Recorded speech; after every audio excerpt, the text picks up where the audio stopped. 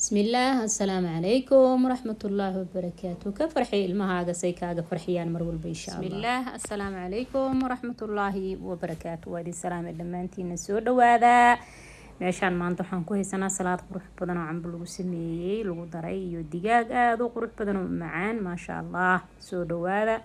digaaga aniga marka ugu horeysa waxaan sameeyaa waan dhaqaa bur iyo cusbaan ku dhaqaa kadib aan xawaashi wax mariyaa talaajadan iska gashtaa hadda maanta oo kale maalintii la cuni lahaa waan soo bixiyay waxaan kaloo u diyaarsaday yaanyo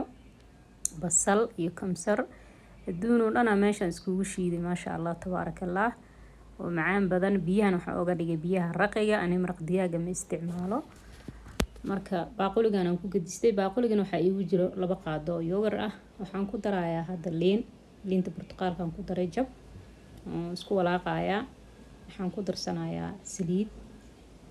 waxa dhan korkan uga darayaa cusbo yar aan ku darayaa qaadada haafkeeda cusbo ah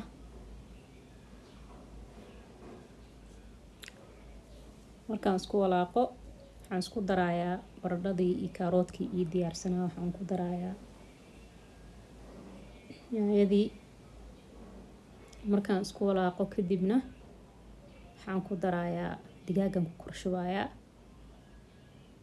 maasha Allah cusbada haday kaaga yaraato muhiim ma ahan gadaal uga darsan kartaa waxaa daran inay kaaga badato mar walba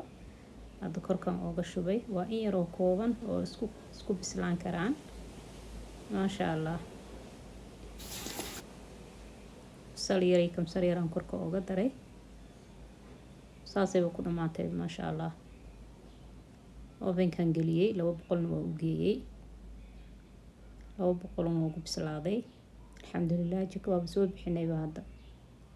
ساس وإكاذي مركب وروح بيسأرك صبايا كوعني كرتا بريسكا كوعني كرتا جارة دارت وكوعني كرتا وحي كودي دا مجرت المهنة آدي وجعليهن ما شاء الله marwalba ani waxaan daneeyaa wax alla waxa ay jecel yihiin dalabkooda marka maalmaha ay guriga joogaan waxa fiican in laga farxiyo waxay jecel yihiin loo sameeyo hadaadan ka farxin ayagana kaama farxinaya waa maskax dhismayso adaa laga rabaa inaad dhisid sida geedka asbaxulba u waraabinaysid ayay u waraabisid waxay jecel yihiin aad wareysatid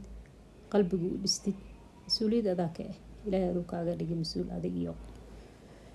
aabahood hadii kalena mar walba hooyo u badan kulli mas'uuliyada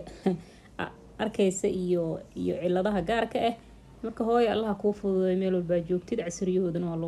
waa looga soo tuuray waa kana biji buranka soo tuuranay alxamdulillah naftooda inaad ka fikirtid iyo